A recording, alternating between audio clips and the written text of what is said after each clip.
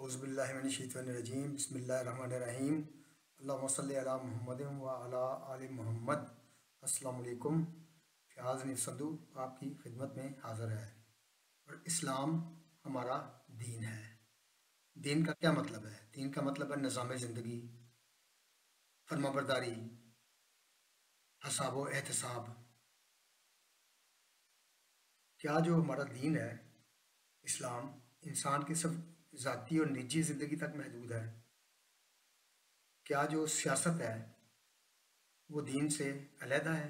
دین اور سیاست دو علیحدہ چیزیں ہیں۔ اور کیا دین جو ہے ہماری زندگی کے تمام گوشوں پر حاوی نہیں ہے، تمام زندگی کے تمام معاملات کا احاطہ نہیں کرتا؟ کیا اللہ تعالیٰ نے کچھ معاملات جو ہیں ان کا حکم دے دیا ہے، کچھ معاملات انسان کی اپنی صوابدید کے اوپر چھوڑ دیے ہیں؟ کیا اس کا مطلب یہ ہے؟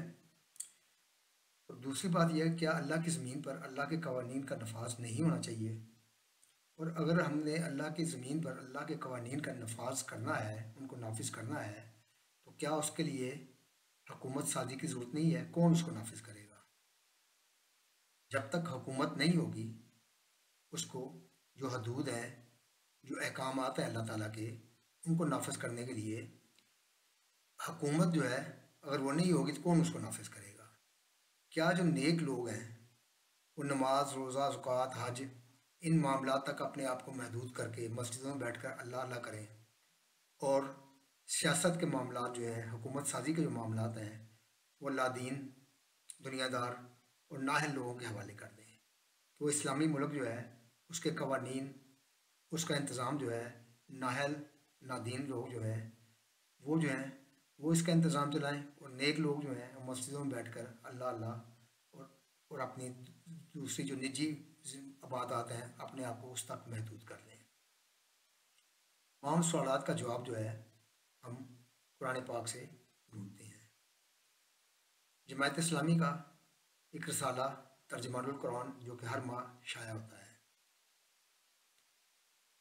مارچ 2024 کے شمارے میں پروفیسر خورشید احمد صاحب کا ایک مضمون شائع ہوا ہے جو کہ نہایت احسن طریقے سے ان تمام سوالات کا احاطہ کرتا ہے۔ مضمون تو ان کا کافی لمبا ہے، لیکن اس کا صرف میں اس سے متعلقہ جو ہے کا جو ریلیونٹ حصہ ہے وہ میں آپ کو پڑھ کر سناؤں گا۔ سارا مضمون جو ہے وہ پڑھنے کے قابل ہے، انشاءاللہ کسی اگلی نشست میں اس کا بقایا جو ہے حصہ وہ بھی میں پیش کروں گا۔ اس میں ان کا عنوان ہے جماعت اسلامی، مقصد، پروگرام اور خصوصیات۔ میں اب اس کو آپ کے سامنے پڑھتا ہوں۔ اسلام کسی ایسے مذہب کا نام نہیں ہے جو صرف انسان کی نجی اور انفرادی زندگی کی اصلاح کرتا ہو، اور جس کا کل سرمایہ حیات کچھ عبادات اور چند افکار اور چند رسوم و رواج پر مشتمل ہو۔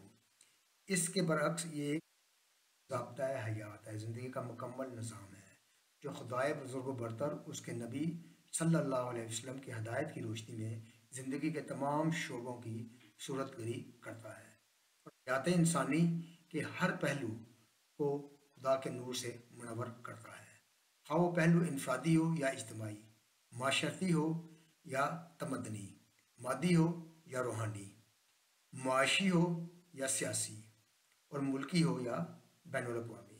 اسلام کی اصل دعوت یہ ہے کہ اللہ کی زمین پر اللہ کا قانون جاری و ساری ہو، دل کی دنیا سے لے کر تہذیب و تمدن کے ہر گوشے تک خالق حقیقی کی مرضی پوری ہو، اور یہ کہ مسلمان نام ہے اس نظریاتی انسان کا جو ایک طرف اپنی پوری زندگی کو خدا کی اطاعت کے لیے خالص کر لیتا ہے، اور دوسری طرف اللہ کے دین کو، خدا کے دین کو تمام روئے زمین پر غالب کرنے کی جدوجہد کرتا ہے۔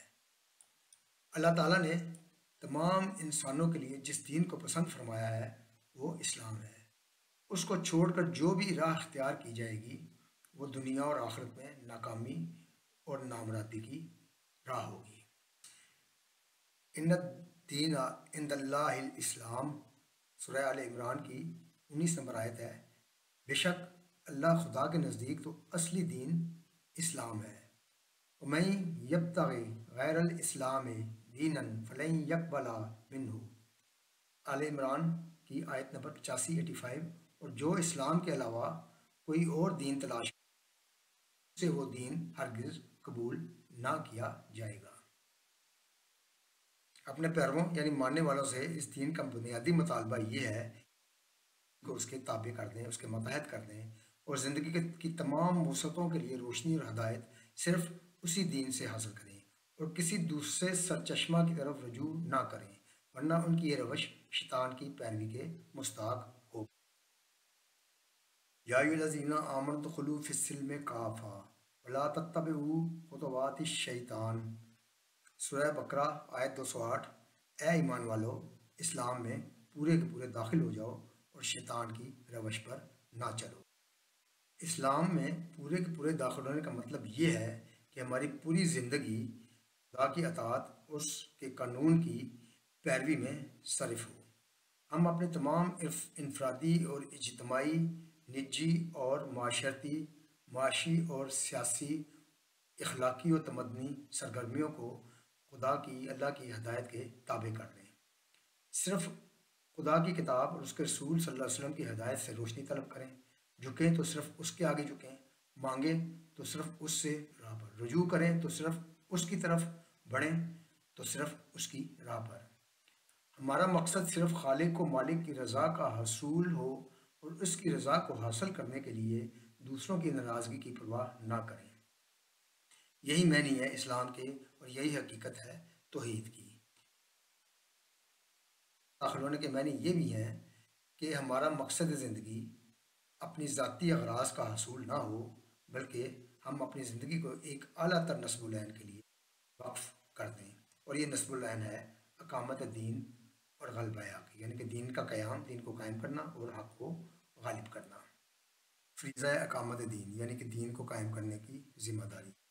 اللہ تعالیٰ نے اپنے انبیاء کو جس مقصد کے لیے بھیجا وہ یہی مقصد اعلیٰ تھا کہ انسانوں کو حق کی دعوت کو پہنچائیں، بالآخر دین کو غالب اور خدا کے کلمہ کو، اللہ کے کلمہ کو ہر چیز پر بلند کر دیں۔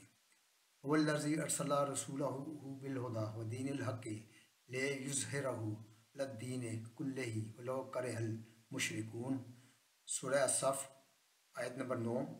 وہی ہے جس نے اپنے انبیاء کو ہدایت اور دین حق کے ساتھ بھیجا تاکہ اس کو تمام دینوں یعنی کہ نظاموں پر غالب کر دے، کتنا ہی ناگوار ہو۔ انبیاء کرام علیہم السلام کا بنیادی فریضہ یہی تھا کہ حق کی شہادت دیں اور زندگی کے پورے نظام کو اس کے تابع کر دیں۔ نبی کریم صلی اللہ علیہ وسلم کے بعد یہ کام آپ کی پوری امت کے سپرد کیا گیا ہے کہ وہ اس شمع کو روشن رکھے جسے انبیاء علیہ السلام نے روشن کیا، اس جھنڈے کو بلند رکھے جسے ان مقدس ہستیوں نے اٹھایا تھا، اور قیامت تک قیام دین کی جدوجہد میں مصروف رہے۔ وَكَذَلِكَ جَعَلْنَاكُمْ أُمَّةً وَسْطًا لِتَكُونُوا شُهَدَاءَ عَلَى النَّاسِ وَيَكُونَ الرَّسُولُ عَلَيْكُمْ شَهِيدًا، سورہ البقرہ آیت 143۔ اور اس طرح ہم نے تم کو وسط شہراء پر قائم رہنے والی امت وسط بنایا تاکہ تم لوگوں پر اللہ کے دین کی گواہی دو اور رسول صلی اللہ علیہ وسلم تم پر اللہ کے دین کی گواہی دے۔ یا ایھا الذین آمنوا کونوا قوامین بالقسط شہداء للہ، سورہ النساء آیت 135۔ اے ایمان والو، حق کے برپا کرنے والے بنو، اللہ کے لیے گواہی دیتے ہوئے۔ اس امت کو اللہ تعالیٰ نے خیر امت بنایا ہے، اس کا فرض منصبی یہ ہے کہ دین کو قائم کرے، نیکیوں کا حکم دے اور برائیوں کو اللہ کی طرف انسانوں کو بلائے۔ کنتم خیر امت اخرجت للناس تأمرون بالمعروف وتنہون عن المنکر وتؤمنون باللہ، آل عمران کی آیت 110۔ تم بہترین امت ہو جو انسانوں کے لیے برپا کیے گئے ہو، نیکی کا حکم دیتے ہو، برائیوں سے روکتے ہو اور اللہ پر ایمان لاتے ہو۔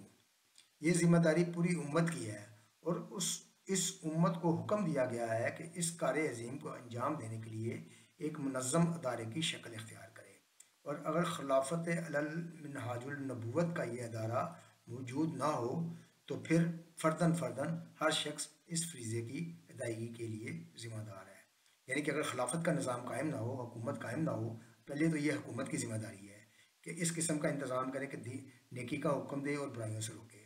لیکن اگر کوئی حکومت کا انتظام نہیں ہے، کوئی اسلامی حکومت نہیں ہے، تو پھر فرداً ہر شخص اس فریضے کی ادائیگی کے لیے ذمہ دار ہے، اور ان افراد کا فرض ہے کہ اس کو انجام دینے کے لیے وہ مناسب صورت اختیار کریں۔ وَلْتَكُن مِّنكُمْ أُمَّةٌ يَدْعُونَ إِلَى الْخَيْرِ وَيَأْمُرُونَ بِالْمَعْرُوفِ وَيَنْهَوْنَ عَنِ الْمُنكَرِ وَأُولَٰئِكَ هُمُ الْمُفْلِحُونَ۔ آل عمران کی 104 آیت۔ اور چاہیے کہ تم میں سے ایک گروہ ہو جو لوگوں کو بلائی کی طرف بلائے اور معروف کا حکم دے اور منکر سے روکے، یہی لوگ کامیاب۔